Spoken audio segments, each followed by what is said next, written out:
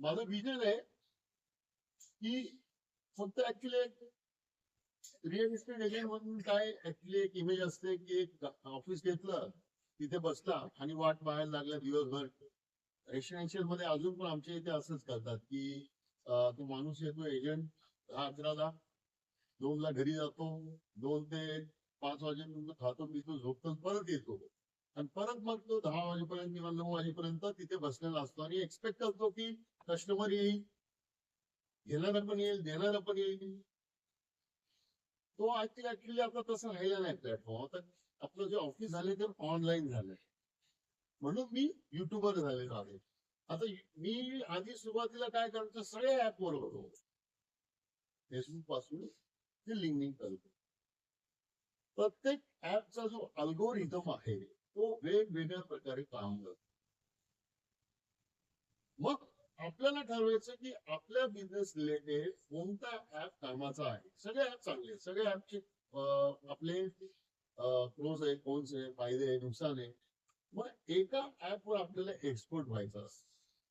मग मी ठरवलं की ठीक आहे. आणि मी ऍक्च्युली ओंकार सरांनी जसं सांगितलं की मी ITI झाल्यानंतर मी फिल्म इंडस्ट्रीमध्ये स्ट्रगल करत होतो ऍक्टिंग करण्यासाठी, डायलॉग बोलण्यासाठी. तर ते सगळ्यांनी आता युट्यूब मध्ये पूर्ण करतो.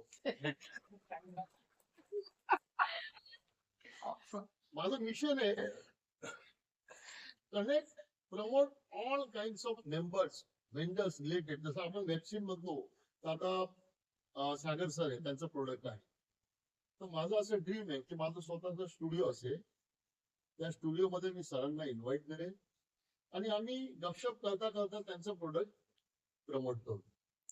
म्हणजे किल्लीकर मॅडम आहे आणि मी रिअल इस्टेट मध्ये असून सुद्धा मला माहित नाही, जोपर्यंत मी त्यांच्याशी वन टू वन केलं तर मी एक ले मॅन लँग्वेज मध्ये त्यांना अक्षरशः विचारलं की मॅडम आर्किटेक्ट म्हणजे नक्की काय त्यांचं काम असतं. मॅडम बरोबर आहे.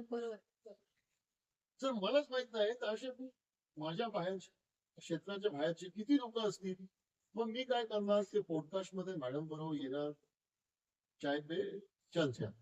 मग तो पॉडकास्ट मी माझ्या चॅनलवर प्रमोट करणार. त्यामुळे मॅडमला त्यांच्या बिझनेस साठी इन्क्वायरी मिळेल, माझं नाव होईल, मलाही बिझनेस मिळेल. तर असं मी, माझं मिशन आहे website related, real estate related जे जे वेंडर्स आहेत, कन्सल्टंट आहेत, प्रोडक्ट सप्लायर आहेत, त्यांच्याशी मी कनेक्ट होणार आहे.